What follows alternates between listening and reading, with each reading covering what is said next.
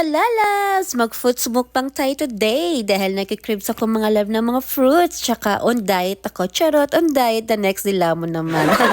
Alam niyo ba mga lalabs, yung seasoning na yan nilalagay ko ay tinatawag na tahin. Tahin seasoning. Napaka-the best yung mga lalab. Ang sarap niya. Nakakadagdag lasa at nakakadagdag takaw sa mga kinakain mo. Maubos mong kinakain mo mga lalabs pag once nilalagyan mo yan. Promise.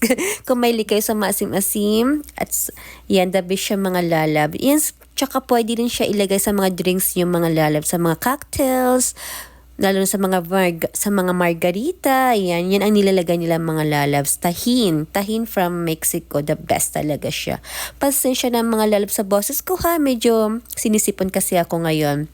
Ay, ayan mga loves, kain lang muna ako ng mga fruits like pineapple, strawberry, grapes, and honeydew mga lalabs. Ang sarap niya. Ayan na naman ulit mga loves. Naglalagay naman ulit dahil napakasarap, napakalasa. Promise. Ayan.